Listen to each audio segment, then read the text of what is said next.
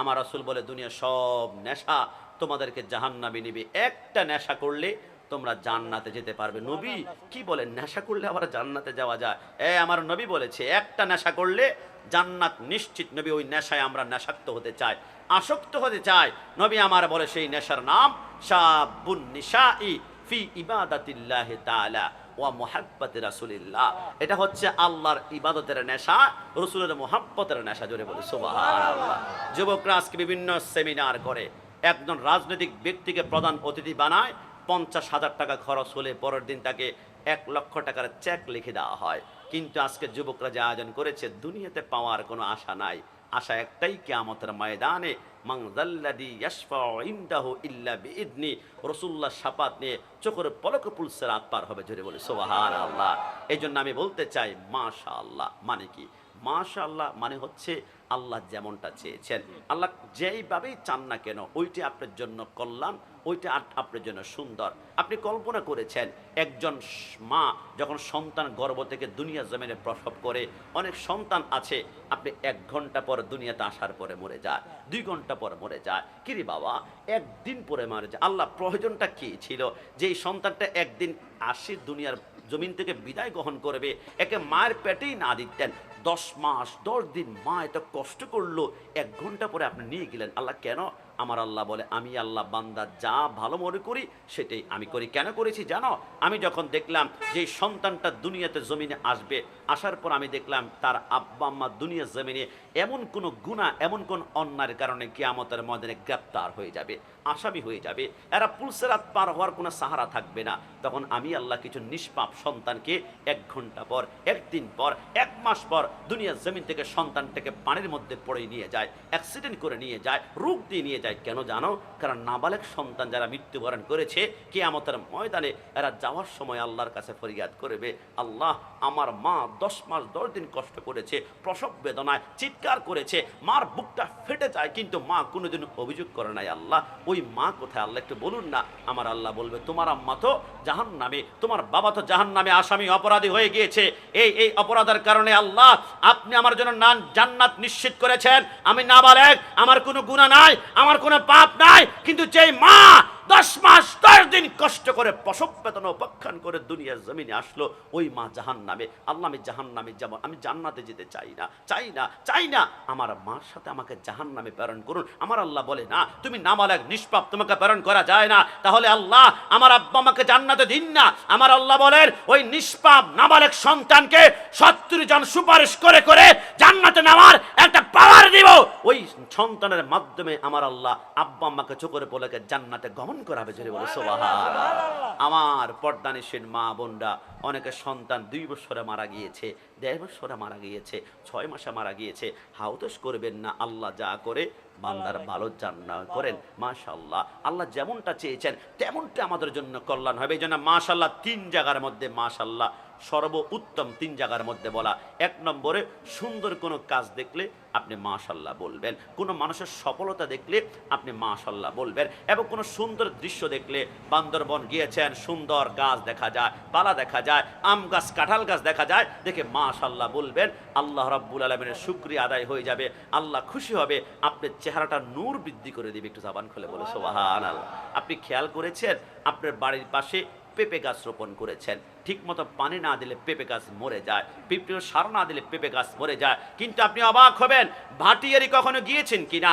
পাহাড়ের মধ্যখান দিয়ে রাস্তা, ডান পাশে বাম পাশে তাকালে আম গাছ, জাম গাছ, কাঁঠাল গাছ অভাব নাই, পেঁপে গাছ ধরে আছে। কেউ কোনোদিন পানি দিল না, কোনোদিন সার দিল না, কোনোদিন কম্পোস্ট দিল না। আপনি খেয়াল করেছেন আপনার বাড়ির পাশে তেলাপিয়া চাষ করা হয়, পাঙ্গাস মাছের চাষ করা হয়, ঠিক মতো খাবার না দিলে আপনার মাছ বড় হয় না। কিন্তু ইলিশ মাছের কেজি নাকি 1700 টাকা, কেউ কোনোদিন একটা খানা দিল না। লাক্ষা মাছের কেজি 1600 টাকা, কেউ কোনোদিন খাবার দিল না। ইলিশ আপনার লইট্টা মাছের কেজি 250-300 টাকা, খানা দিল না। আপনার কোরাল মাছের কেজি 900 টাকা, কেউ কোনোদিন খানা দিল না। আল্লাহ বুঝলাম না ওই সাগরে এত মধুর মধুর সুস্বাদু মাছ আসে কোত্থেকে, আর ওই পাহাড়ে আম, জাম, কাঁঠাল, পেয়ারা আপনার সেখান থেকে পেঁপে কোত্থেকে আসে? আমার আল্লাহ বলে শুনতে চাও?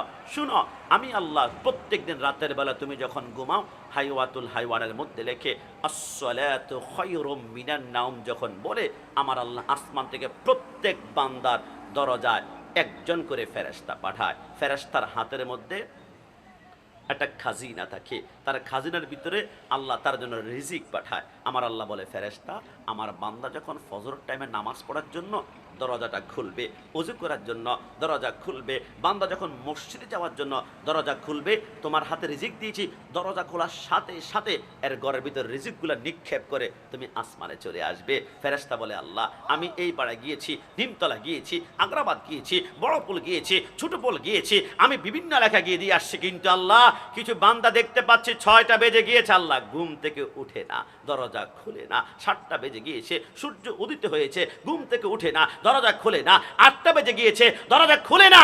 আল্লাহ, সেই দরজা না খুলে আমি রিজিক দিব কেমন ভাবে? আল্লাহ, দরজা বন্ধ বন্ধ বন্ধ। আমার আল্লাহ বলে, ফেরেশতা, তোমার ডান হাতের রিজিকগুলা তুমি পাহাড়ে নিক্ষেপ করা। বান্দা যেহেতু নেয় নাই, পাহাড়ে যখন নিক্ষেপ করে ওইখান থেকে আম গাছ হয়, জাম গাছ হয়, কাঁঠাল গাছ হয়, পেঁপে গাছ হয়। আমার আল্লাহ বলে, বান্দা, তোমার বাম হাতের রিজিকগুলা তুমি নদীতে নিক্ষেপ করো, ওইখান থেকে আমার আল্লাহ ইলিশ মাছ উৎপন্ন করে। একটু জাবান খুলে বলে সুবহানাল্লাহ। আমার ভাইরা, আল্লাহ কত বড় রহমান। এই জন্য আমরা যে কোনো সুন্দর জিনিস দেখবো, সিবিস গেব, মাশাআল্লাহ, সুন্দর জিনিস দেখে আমরা মাশাআল্লাহ বলবো।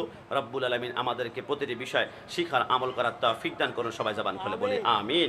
আরেকটি প্রশ্ন ছোট্ট করে, যে হুজুর কষ্ট নেবেন না, আমরা নামাজে আস্তে এবং জোরে কেরাত কেন? অর্থাৎ ফজর, আমার জোহরের সময় আমরা আস্তে কেরাত পড়ি, আসরের সময় আস্তে কেরাত পড়ি, কিন্তু মাগরিবের সময় জোরে, আপনার ফজরের সময় জোরে, এশার সময় জোরে। ইচ্ছে করলে তো 5 ওয়াক্ত নামাজেই তারা জোরে কেরাত দিতে পারতেন, ইচ্ছে করলে 5 ওয়াক্তে তো আস্তে দিতে পারতেন। 2 ওয়াক্ত আস্তে দিলেন আর 3 ওয়াক্ত জোরে দিলেন। আল্লাহ ঘটনা কি? আমার আল্লাহ বলে, শুনে নাও, আমার বন্ধুকে আমার আল্লাহ কতটুকু মহাব্বত করে। মাদারাজুন নবুয়তের মধ্যে লেখে, ইসলামে যখন প্রথম নামাজ ফরজ হয়েছিল, রসুল নামাজের সিজদায় গেলে কাফেররা রসুল্লাহর ঘাড়ের মধ্যে উটের নাড়ি বুড়ি দিয়ে এত জোরে চাপ দিত, রসুল আমার সিজদা থেকে সুবহান রব্বিল আলা আলা 72 বার পর্যন্ত পড়তেন, সিজদা থেকে মাথা উঠাতে পারতেন না, এত কষ্ট। রসুল বলে, আমি কষ্ট নিতে পছন্দ করি, কিন্তু আমার উম্মতের কষ্ট আমি সহ্য করতে পারি না। রসুল বলে, ফজরের টাইম যখন হতো, কাফের বেঈমানরা তখন তারা সবাই ঘুমাচ্ছে, কারণ ফজরের টাইমে কাফের বেঈমানরা উঠে না, উঠে একমাত্র মুমিন ব্যক্তি যারা। এইখানে অনেকে ডায়াবেটিক্সের রোগী আছেন, ডাক্তার সাহেব বলে, আপনাকে প্রেসক্রিপশন দেওয়া হলো, আপনি এই ওষুধগুলো খাবেন, সাথে চেষ্টা করবেন ফজর নামাজের সময় একটু হাঁটার জন্য আর নিঃশ্বাস দিয়ে একটু হাওয়া টানার জন্য। আমি চিন্তা করলাম, জোহরের সময় নিঃশ্বাস দিয়ে হাওয়া টানলে সমস্যা কি, বিকেলে টানলে কি, রাতে কি? ডাক্তার বলো, দুপুরও হবে না, বিকাল হবে না, রাতও হবে না, একদম ফজরের টাইমের হাওয়াটা লাগবে। আর কারণটা কি? ডাক্তার বলে, কারণ কি জানো? কারণ ফজরের টাইমে কাফের বেঈমানরা ঘুম থেকে উঠে না, একমাত্র মুমিন নামাজি ব্যক্তি ঘুম থেকে উঠে। নামাজি ব্যক্তি যখন ঘুম থেকে উঠে নামাজটা আদায় করে, নামাজটা আদায় করার পরে সেই বান্দাটা আমি আল্লাহর কাছে প্রিয় হয়ে যায়। আমার প্রিয় বান্দা যখন নিঃশ্বাসটা পেলে, ওই নিঃশ্বাসটা আমি আল্লাহ বাতাসের সাথে মিক্স করে ফেলি, মিক্স করার পরে ওই সকালের বাতাসটা 183 আইটেম রোগকে ভালো করতে পারে। ওই বাতাসটাকে আমি আল্লাহ মেডিসিন বানিয়ে দিই। একটু জাবান খুলে বলো সুবহানাল্লাহ। এই জন্য সকাল বেলার হাওয়া নিঃশ্বাস দিয়ে টান দিলে অসংখ্য রোগ ভালো হবে, তার সাথে ডায়াবেটিসও ভালো হওয়ার খুবই সম্ভাবনা বেশি। এই জন্যে সকালবেলা কোনো কাফের বেঈমানরা উঠে না। আমার নবী বলে, সিদ্দিক, ওমর, ওসমান তোমাদেরকে হামলা করতে পারবে না। ফজরের সময় কাফের বেঈমানরা নাই, এখন আমরা জোরে জোরে কোরআন তেলাওয়াত করব, কেউ শুনতে পারবে না, শুধু এখন আমরাই সজাগ। আলিফ লাম মিম যালিকাল কিতাবু লা রাইবা ফীহি হুদাল লিল মুত্তাকিন। রাসূল আমার বলে, আমি জোরে পড়েছি, আমার আল্লাহ বলে, হে পৃথিবীর বান্দারা, আমার বন্ধু যদি ফজর টাইমে জোরে কেরাত পড়েছে, আমার বন্ধুকে অনুসরণ করার নাম হচ্ছে নামাজ। নামাজ নামাজ তোমরা ফজর টাইমে জোরে কেরাত পড়বা, বন্ধু পড়েছে সেই জন্য ফরজ করে দিয়েছে। জোরে বলে সুবহানাল্লাহ।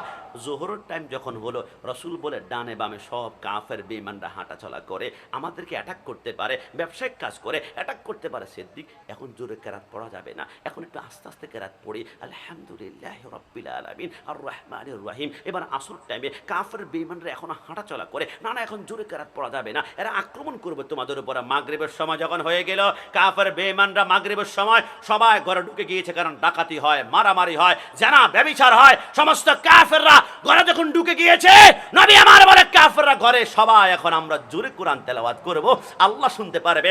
আলহামদুলিল্লাহি রাব্বিল আলামিন। ঈশার নামাজে কাফের বেঈমানরা ঘুমিয়ে পড়েছে, আমরা মুসলমানরা সিদ্দিক আকবরে বলো অবাক ব্যাপার, একদিন ঈশার নামাজ পড়তে যাচ্ছিলাম, আমি দেখলাম রাসূলুল্লাহর ঘরের পিছনে মসমস করে আওয়াজ শোনা যায়। আমি সিদ্দিক আকবর ঘরের গিয়ে পিছনে দেখি রাসূলুল্লাহর ঘরের পিছনে রাসূলুল্লাহর ঘরের সাথে কান লাগিয়ে আবু জাহেল দাঁড়ানো আছে। আমি বললাম, আবু জাহেল ঘটনা কি?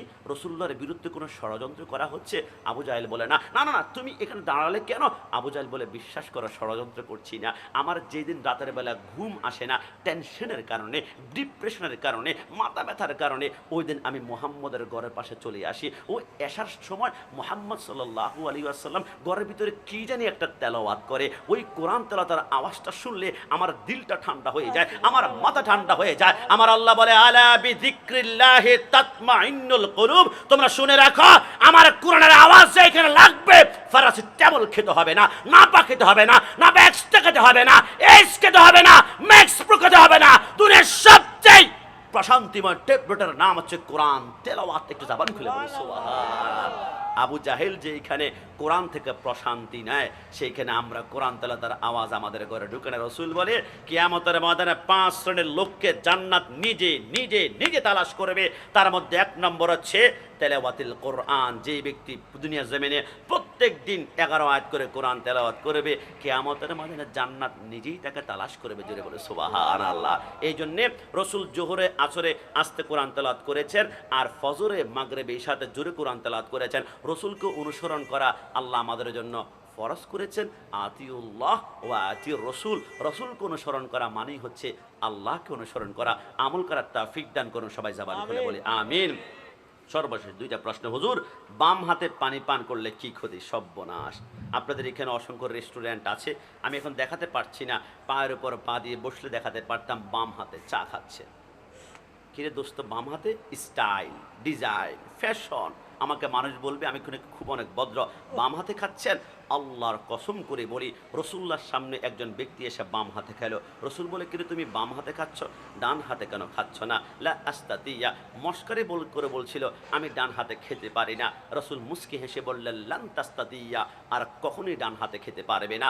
এরপর থেকে তারা ডান হাত আর বাম হাতে খেতে পারে নাই। আমেরিকান বৈজ্ঞানিকরা বলে, আমি একটা কিতাব পড়েছিলাম, বৈজ্ঞানিক মুহাম্মদ সাল্লাল্লাহু আলাইহি ওয়াসাল্লাম লিখেছেন, ডক্টর মোহাম্মদ নুরুল ইসলাম, সেইখানে লেখেন বৈজ্ঞানিকরা বলে, আমরা 100 প্যারালাইজ রোগী নিয়ে আমরা গবেষণা করলাম। আমরা গবেষণা করে দেখলাম 100 জন প্যারালাইজ রোগীর ভিতরে প্রায় 90 জন প্যারালাইজ রোগী তারা প্যারালাইজড হয়েছে একমাত্র বাম হাতে পানি পান করার কারণে, বাম হাতে খাওয়ার কারণে, বাম হাতে চিকেন রোস্ট বাম হাতে চামচ দিয়ে খেটে কাটার কারণে। কারণ আমার রাসূল বলেছেন, ইন্নাশ শাইতানা ইয়াকুলু বিশিমালি, নবী আমার বলে খোদার কসম, নিশ্চিত শয়তান পান করে বাম হাতে, খায় বাম হাতে, আর চামচ দিয়ে কেটে খায় বাম হাতে, আর মুমিন খায় ডান হাতে। একটু জবান খুলে বলে সুবহানাল্লাহ। আপনি বিশ্বাস আমার কথা ফেলে দিবেন, আমি গোলাম রাব্বানী কাসেমের উপর রাগ হলে কিচ্ছু আসা যায় না, কিন্তু বাম হাতে যখন খাবেন রাসূল বলে মনে করবা শয়তান তোমাকে কন্ট্রোল করে নিয়েছে। বাম হাতে খাবা, এখন তুমি শয়তানের দলে আছো। বাম হাতে খাচ্ছ, শয়তান তোমার উপর মুস্কি মুস্কি হাসে। আর তুমি যখন ডান হাতে নাও, শয়তানের মাথা গরম, রক্ত গরম, আর মদিনাওয়ালা ডান হাতে নিলে মুস্কি মুস্কি হাসে। একটু জবান খুলে বলে সুবহানাল্লাহ। আমরা মদিনাওয়ালাকে খুশি করতে চাই কি চাই না? ডান হাত তুলে বলতে হবে, চাই কি না? ডান হাত দিয়েছেন খাওয়ার জন্য, বাম হাত দিয়ে আমরা আমাদের জীবনের অনেক নাপাক আমরা পরিষ্কার করবো রব্বুল আলামিনের জন্য। আমরা ডান হাত দিয়ে সর্বোচ্চ খাওয়ার চেষ্টা করবো, সবাই বলি ইনশাআল্লাহ। সর্বশেষ, যে হুজুর মেয়েদের নাক কান ছেদন করা হয় কেন? মেয়েদের নাক এবং কান সুন্দর, এগুলোকে কেন আবার ছিদ্র করা হবে? এইখানে কেন ছিদ্র করা হবে? কারণ কি, ইব্রাহিম আলাইহিস সালাম প্রথম বিবাহ করলেন হযরতে সারা আলাইহিস সালামকে। 89 বছর হয়ে গেল, রব্বি হাবলি মিনাস সলিহিন, একটি সন্তান হয় না। 89 বছরে পরে মা সারা বলল, স্বামী আমার খারাপ, মন খারাপ করবেন না, আপনি আরেকটা বিবাহ করেন, দেখেন না একটা সন্তান আসে কিনা। বিবাহ করলো হযরতে হাজরা আলাইহিস সালামকে, সন্তান আসলো। আপনারা খেয়াল করবেন, যে স্ত্রীর ঘরে সন্তান আসবে, অটোমেটিকলি এই স্ত্রীর দিকে স্বামীর একটু মোহাব্বত ভালোবাসা বেড়ে যাবে। কিন্তু প্রক্ষান্তরে কোনো নারী সব ভাগ করতে পারে, কিন্তু একজন স্বামীর ভাগ অন্য স্ত্রীকে দিতে স্ত্রীরা নারাজ, এটা সম্ভব নয়। এই কথা বলার পরে হযরত সারা দেখলো এখন হাজরাকে বেশি ভালোবাসতে শুরু করলো। ইসমাইল আগমন করেছে, ইসমাইলকে যতবার দেখতে যায় হযরতে হাজরার সাথে প্রেম আলাপ ততই বেড়ে যায়। হযরতে সারা সহ্য করতে পারলো না। কাসাসুল আম্বিয়ার মধ্যে আল্লামা তাহের সূরাটি রাহমাতুল্লাহ আলাইহি লেখেন, এবার ইব্রাহিম আলাইহিস সালাম 6 মাসের জন্য তিনি চলে গেলেন সিরিয়ার মধ্যে ব্যবসায়িক কাজে। হযরতে সারা চিন্তা করলো হাজরাকে যাতে করে আর সুন্দর না লাগে, অসুন্দর লাগে, এমন কিছু করতে হবে যাতে করে ভালোবাসা ওই দিক থেকে আমি সারার কাছে চলে আসে। একটা লোহার লম্বা শিক চিকন করে গরম করে হযরতে হাজরার ঘরে ঢুকে তার দুই কানের লতির মধ্যখানে 2টা করে ছিদ্র করে দিল, আর নাকের মধ্যে ছিদ্র করলো। উদ্দেশ্য কি? যাতে করে ছিদ্রগুলা দেখলে আর ভালো না লাগে, ভালোবাসার না বাড়ে, ভালোবাসা কমে যায়। হযরতে হাজরা কাঁদতে শুরু করলো, আমার স্বামী ঘরে আসবে, স্বামীর সামনে 2 নাক খালি ছিদ্র, কানের ডগা ছিদ্র, না হতে পারে না, কারণ শাস্তি হবেই তো স্বামীর সামনে, সুন্দর হতেই তো স্বামীর সামনে, বিউটি পার্লার করতে হবেই তো স্বামীর সামনে। কিন্তু আমার নিমতলার অনেক বোনরা কি করে, ঘরের মধ্যে একদম সবচেয়ে টানা ফাটা যে 3 পিসটা আছে ওইটা ঘরের মধ্যে পড়ে। বোন, তোমার কি 3 পিস আর নাই? এটা এত ছিঁড়া কেন, এত নরম কেন? একদম মনে হয় অনেক, হুজুর কিছু মনে করবেন না, ঘরের মধ্যে কে আর দেখবে এখানে, তো তোমার কি 3 পিস আর নাই? হ্যাঁ ঘরে আছে। তোমার 3 পিসগুলো কোথায়? বলে সুকাচের ভিতরে 30টা 3 পিস আছে, 30টা 3 পিস তোমার ঘরে আছে, কিন্তু সারাক্ষণ তুমি ঘরের ভিতরে নর্মাল ড্রেস ছিঁড়া ফাটা কেন পড়ে থাকো? সে বলবে হুজুর ওইগুলো তো অনুষ্ঠানে যাওয়ার জন্য। কোথায় যাব? গায়ে হলুদে। কোথায় যাব? বিয়ে। কেন কেন? ওইখানে অনেক মানুষ থাকবে। তাহলে তোমার উদ্দেশ্য তোমার নতুন ড্রেসগুলো অন্য পুরুষকে দেখানোর, তোমার দরকার ছিল নতুন নতুন ড্রেস তোমার স্বামীর সামনে পড়বা, তোমার স্বামীর সামনে পারফিউম তুমি দিবা, কিন্তু তুমি এটা না করে তোমার নতুন ড্রেসগুলো সাজিয়ে রাখলা। হযরত হাজরা বলে, আমি আমার স্বামীকে রাজি করার জন্য কি করা যায়? এই ছিদ্রগুলো বন্ধই করতে হবে। আমি কি করলাম, আমার কাছে একটা অলংকার বক্স ছিল, সেইখান থেকে 2টা রিং আমি নিয়ে, স্বর্ণের 2টা রিং নিয়ে, সৌন্দর্যের জন্য না, আমার এই কানের ছিদ্রগুলো বন্ধ করার জন্য আমি 2টা রিং এই ছিদ্রের ভিতরে ঢুকাই দিলাম, আরেকটা রিং আমি নাকের ভিতরে ঢুকলাম, ছিদ্র আর দেখা যায় না।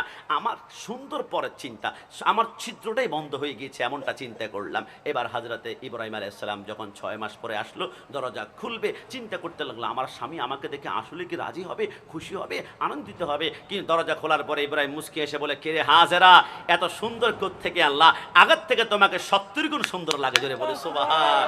সারা বলে, চাইলামটা কি, হলোটা কি? মোহাব্বত কমবে, 70 গুণ বেড়ে গেল।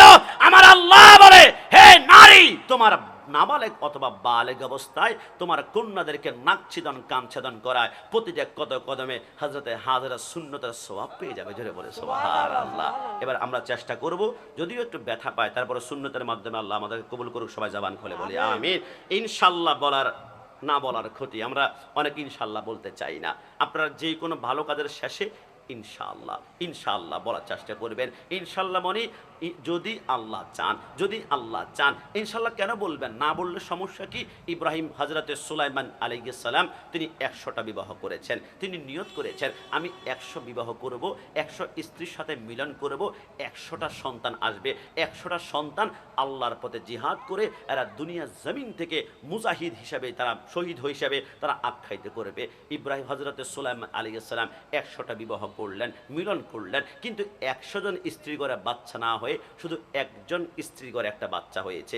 2টা হাত নাই, 2টা পা নাই, 2টা চোখ নাই, 2টা কান নাই, এবং তার চোখের ব্রুগুলো পর্যন্ত একদম নিবানো গোস্তের টুকরার মতো। দাত্রী এসে সেই গোস্তের টুকরাটা সিংহাসনের মধ্যে যখন রাখলো, সুলাইমান পয়গম্বর হাওমাও করে কাঁদতে শুরু করলো, আল্লাহ আমার অপরাধ কি, আমার অন্যায় কি? আমি 100টা বিবাহ করলাম, বাচ্চা হবে, 100টা বাচ্চা আপনার পথে জিহাদ করবে আর শহীদ হবে, কিন্তু 99 ঘরে কোনো সন্তানে হয় নাই, একটা হয়েছে, 2 হাত নাই, 2 পা নাই, 2 চোখ নাই। আমার আল্লাহ বলে, সুলাইমান তোমার প্রত্যেকটা কথাই ঠিক ছিল, তোমার 100টা সন্তানই হতো, কিন্তু তুমি নিয়ত করার সময়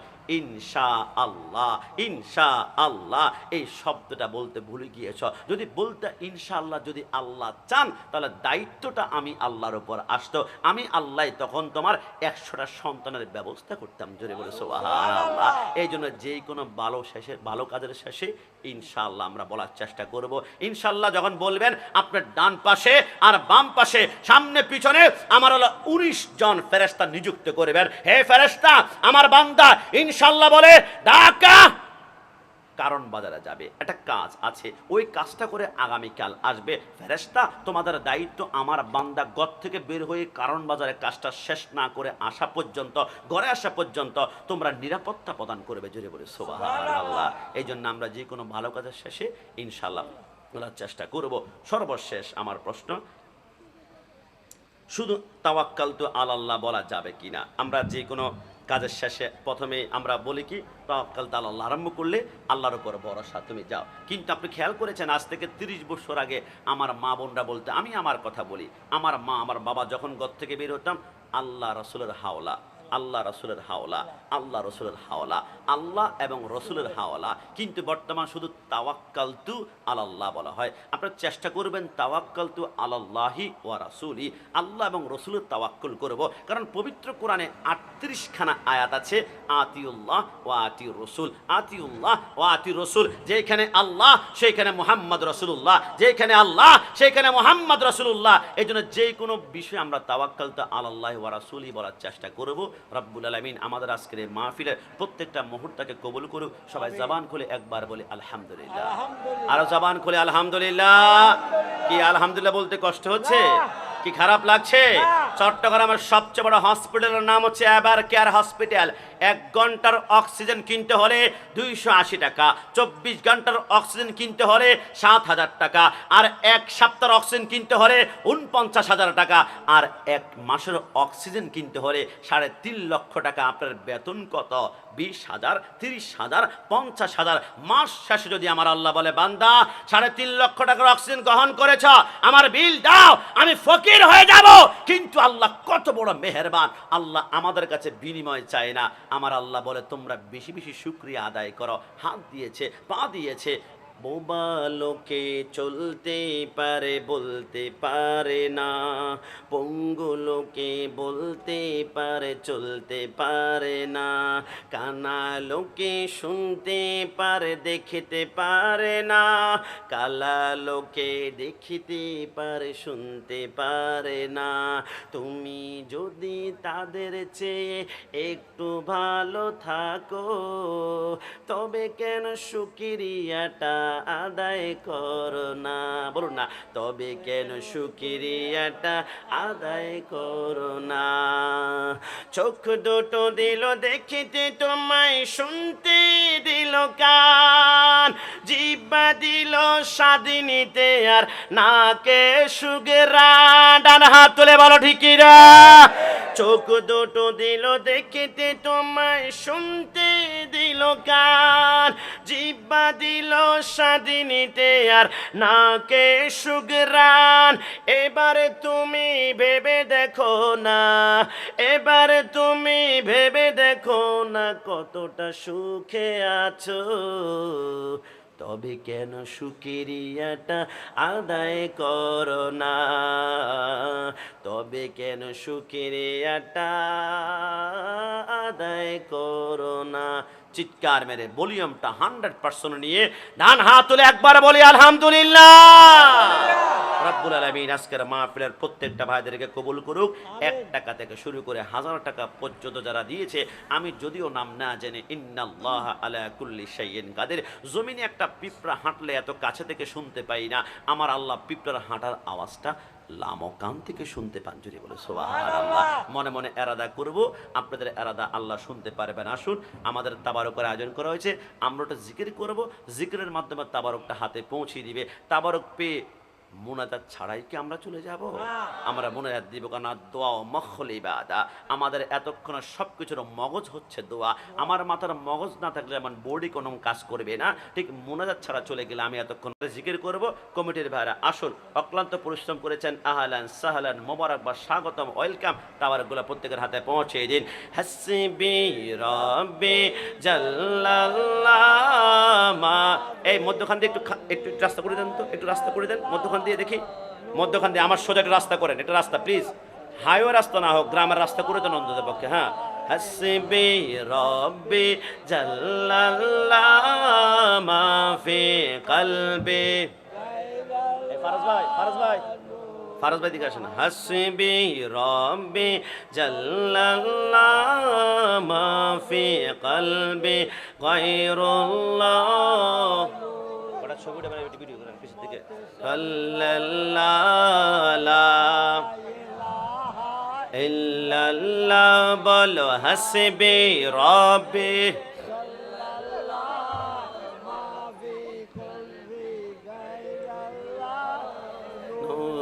মুহাম্মদ সাল্লাল্লাহু লা ইলাহা अपनी बहन से बोले उमर ये तो बता क्या करती थी मेरे आने से पहले क्या छुप के पढ़ती थी अपनी बहन से बोले उमर ये तो बता क्या करती थी मेरे आने से पहले का छुप के पढ़ती थी बहन जब कुरान पढ़ा सुन के कलाम में पाक खुदा दिल उमर के भूल उठा ला इलाहा इल्लल्लाह बारो हस्बी रब्बी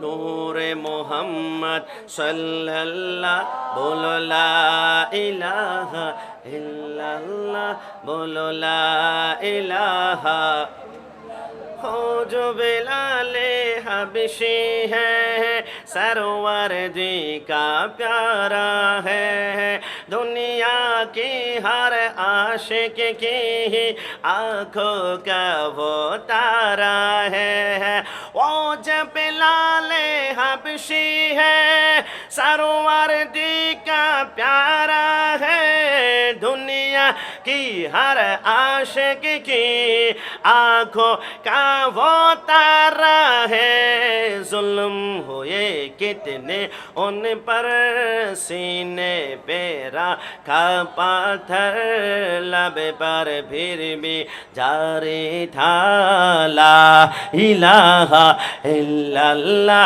बारो हस्बी रब्बी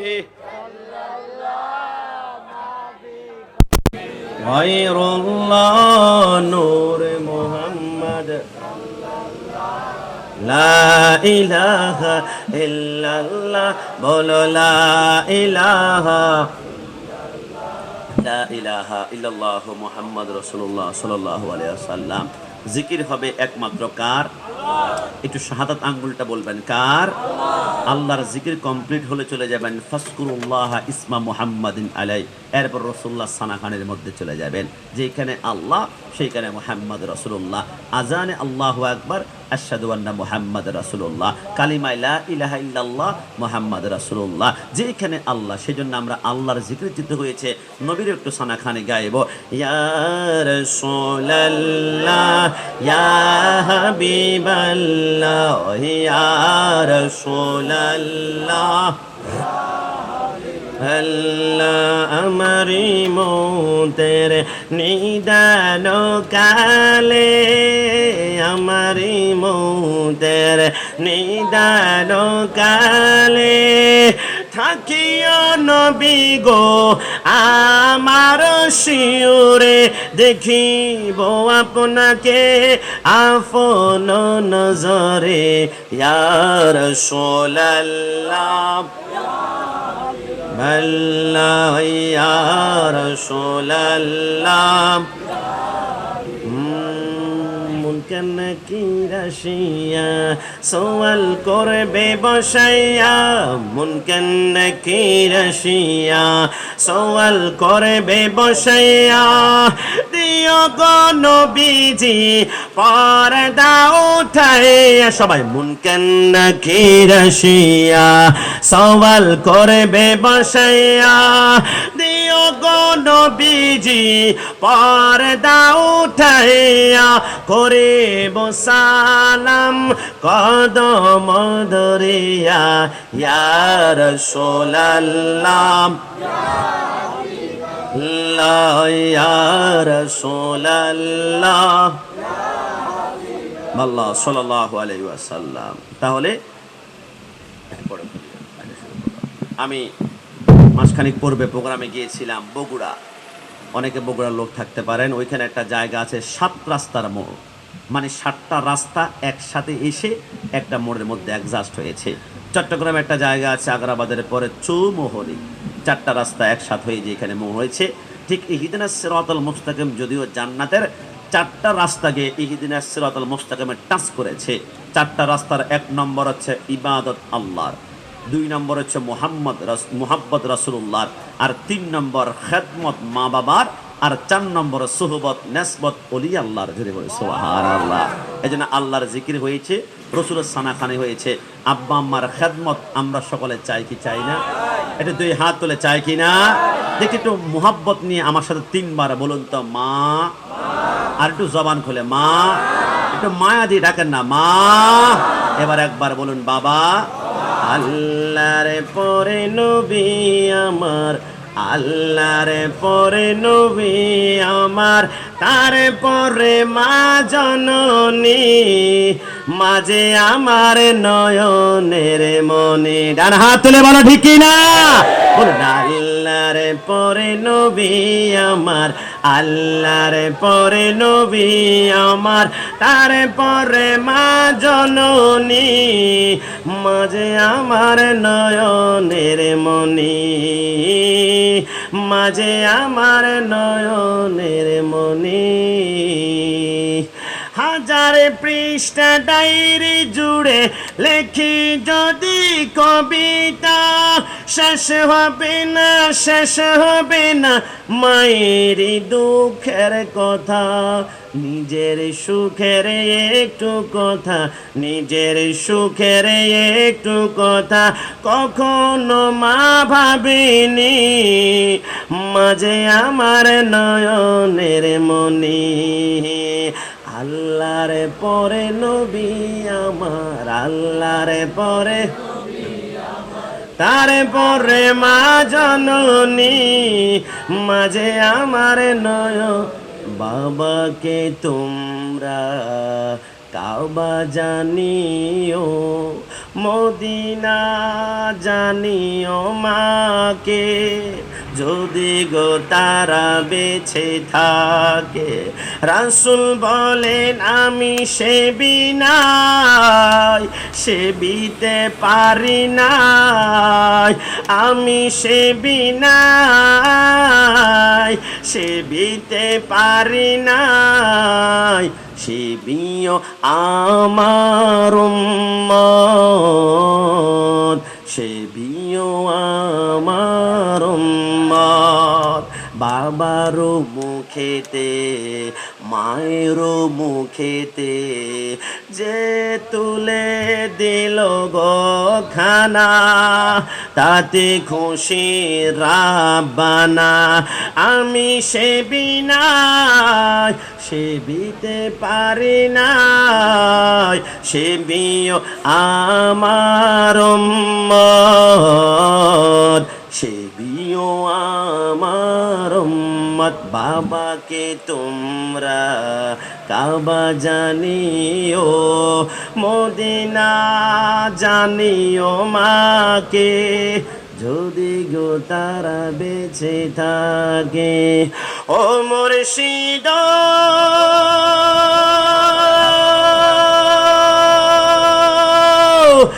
একে আমার বাগানাও, তার উপরে তুফান বাও, চলকে চলকে উঠে পানি রে। ডান হাত তুলে বলো ঠিক না? ও মুর্শিদ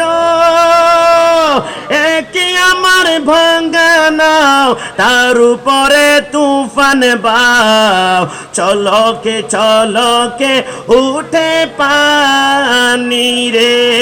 কইও দয়ালের ঠাই এই তরির ভরসা নাই, কইও দয়ালের ঠাই এই তরির ভরসা নাই।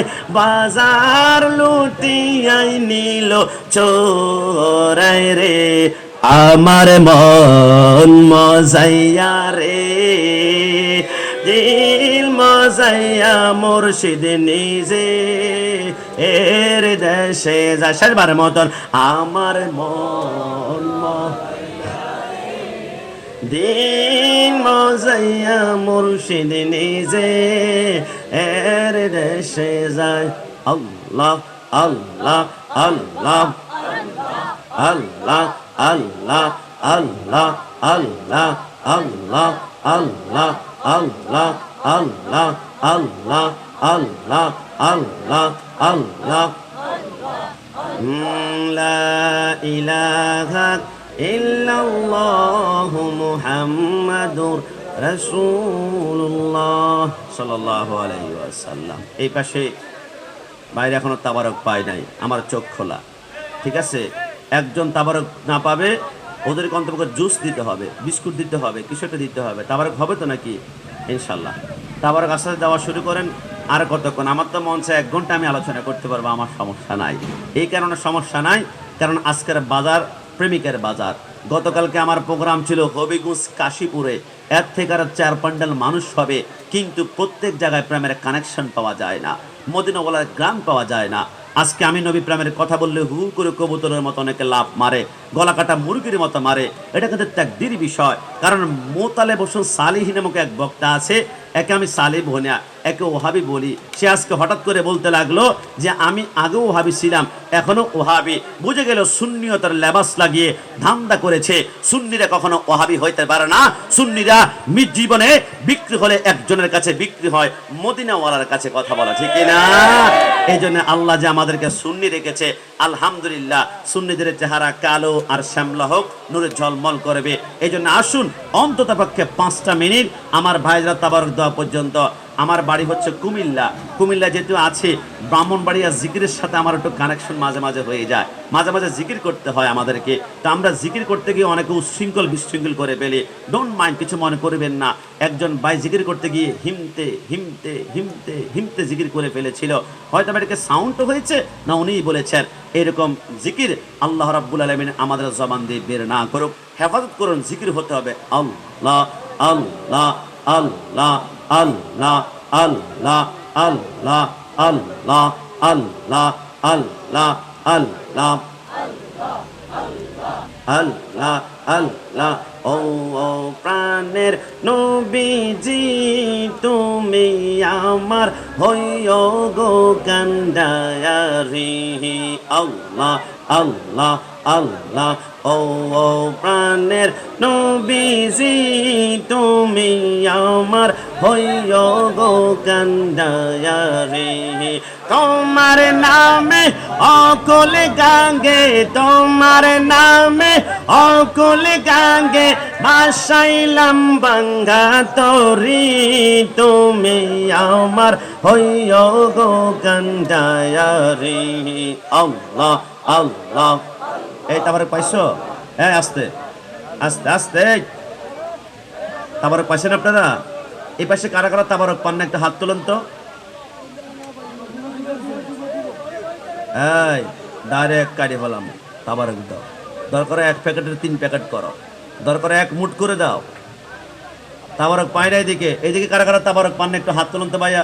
আব্বা আবারে আজকে চেয়ার ছাড়া হবে না। তাবারক পায় না এখান থেকে, না হলে 100-150 লোক পায় না এখান দিয়ে। এখান দিয়ে একটু জায়গা করে দেন তো ভাই, একটু চাপেন তো, একটু ভাইয়া চেয়ার নিয়ে একটু চাপেন তো, ঢুকতে পারে মতো একটু চাপেন তো, চাপেন চাপেন চাপেন চাপেন একটু। এই কমিটির ভাইদের দৃষ্টি আকর্ষণ করছি, আমার প্রিয়তম ভাইয়ারা, আমার বন্ধুরা, আমার রাস্তার পাশে অনেক ভাইরা তাবারক পায় নাই।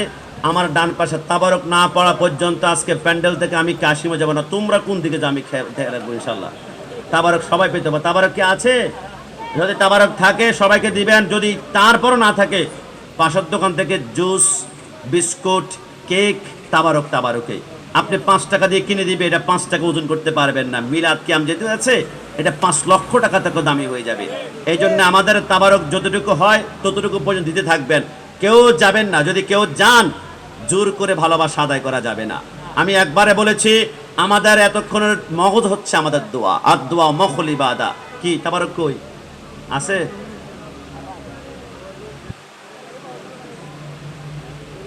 তো বলতে 20 মিনিট আলোচনা করে শেষ করে ফেলাইতাম। হ্যাঁ, তাবারক শেষ হয়ে গেছে। কেক আছে 5 টাকা দামের কেক আছে দোকানে, ল বিসমিল্লাহ করে ল ল। ওই দিন পাবনা গেছিলাম, এও প্রায় 1200 মানুষ তাবারক পায় নাই। পরে সুপার বিস্কুট নাম শুনছেন? সুপার বিস্কুট, সুপার বিস্কুট একটা একটা করে দেওয়া হয়েছে। আলহামদুলিল্লাহ, শুক্রিয়া তাবারক। এই জন্য কমিটির ভাইদেরকে বলছি, আশেপাশে দোকান থেকে ভাই আমার, প্রিয় বন্ধু আমার, দরকার আমার পকেট থেকে হাদিয়া কিছু তোমরা কমাই দিও আমাকে। তারপরে তোমরা কেক নাও, বিস্কুট নাও, যা আছে দোকান থেকে সব কিছু নিয়ে আমার ভাইদেরকে একটু একটু করে দাও।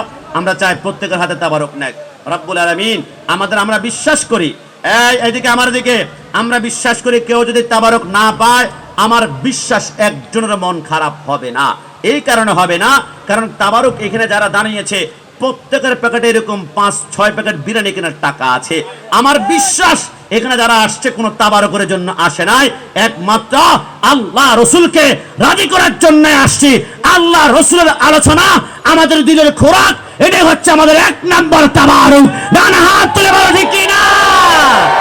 আল্লাহ তুমি দেখেছো, আল্লাহ যারা যারা তাবারক না পাওয়ার পরও ঠিক বলেছে, আল্লাহ দুনিয়ার তাবারকতে খেলে পেটে যাবে, 2-3 ঘন্টা পরে দুর্গন্ধ হয়ে বাথরুমে বের হবে।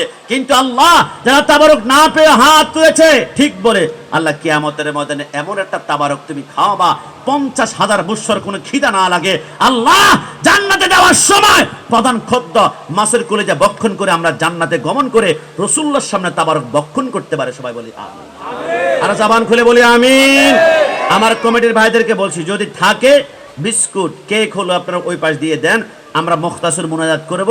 মুনাজাতের ভিতরে যারা পাবেন আলহামদুলিল্লাহ, আর যারা না পাবেন অন্ততপক্ষে বিশ্বাস রাখুন, আস্থা রাখুন, কুল্লু মান আলাইহা ফান। কিয়ামতের ময়দানে আল্লাহ দেখতে পাচ্ছেন আপনার শ্রম, আপনার এই কষ্ট, আপনার এই মুহূর্ত। আল্লাহুম্মা আমিন। আসসালাতু ওয়াসসালামু আলাইকা ইয়া রাসূলুল্লাহ, আসসালাতু ওয়াসসালামু আলাইকা